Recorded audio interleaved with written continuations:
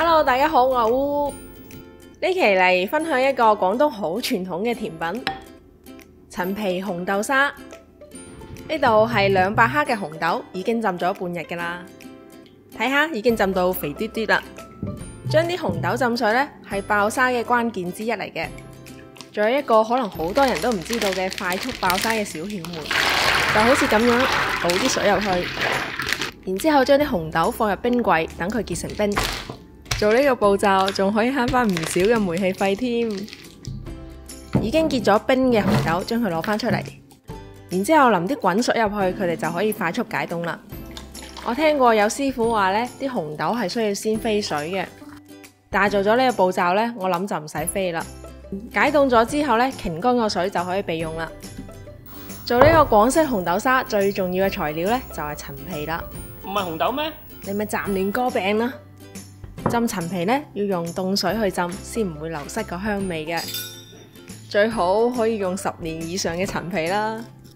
夠年份嘅陳皮，就算唔刮啲白囊，都唔會覺得苦澀嘅。我自己就得呢啲5年嘅自家製陳皮，不過都好香啦，脆脆地用住先啦。呢度大概係2升半嘅清水，陳皮要凍水落，咁樣先可以令到佢喺水慢慢升溫嘅過程入邊煲出個香味。等水滾之後，就將啲紅豆倒埋入去煲。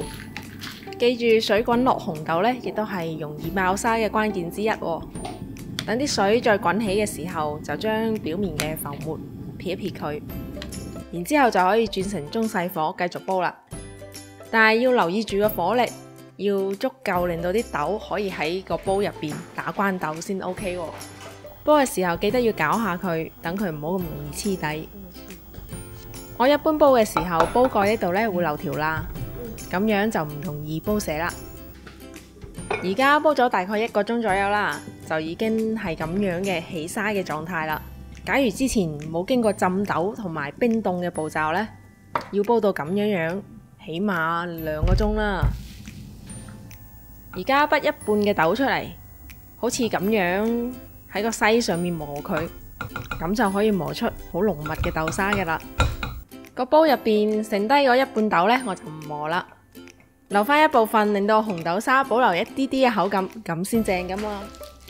但係當然啦，假如你中意嗰啲更加沙沙嘅口感嘅話呢，你自己可以調整下磨幾多嘅份量同埋比例。呢啲磨完嘅豆皮呢，我就唔要啦。煲入邊嗰塊陳皮都已經煲到散晒啦，將佢撈出嚟切一切佢，然之後再用個刀背剁下佢。有冇人好似我咁樣又中意陳皮味，但係又唔中意咬到啲陳皮呢？假如你都好似我咁嘅話，咁你就跟住我咁樣做啦。剁溶咗嘅陳皮呢，就放翻入個煲入邊。之前過篩出嚟嘅紅豆沙呢，都倒埋入去。其實呢個時候都已經可以噶啦，但我中意再加啲蓮子百合添。呢度係已經浸咗成晚嘅蓮子同百合。等啲紅豆沙重新煲滾呢，就可以放入去。調個中火，再煲佢半個鐘左右。而家嗰啲紅豆沙呢，比之前結好多嘅，要經常攪下佢先唔會黐底。煲咗半個鐘之後呢，最後我哋先嚟放糖。糖呢，假如早放嘅話呢，啲食材係好難煲得腍嘅。呢度記得劃重點啊！另外一個小竅門呢，就係要放雙糖。片糖呢，比較醇香，大半塊啦。冰糖呢，清甜，嚟40克左右。具體放幾多呢？你可以按照自己嘅口味再調整下。可以先放少少先，試下個味，睇下甜度夠唔夠，再加，咁樣就穩陣啦。再滾多個10分鐘，等啲糖溶晒嘅話呢，就大功告成啦。嚟睇下呢個紅豆沙嘅質感，我諗老廣淨係用眼尾睄一睄都知道正啦。陳皮嘅香味已經完全融入咗個豆沙啦。食嗰陣亦都唔會食到陳皮，我自己就好中意咁樣嘅紅豆沙。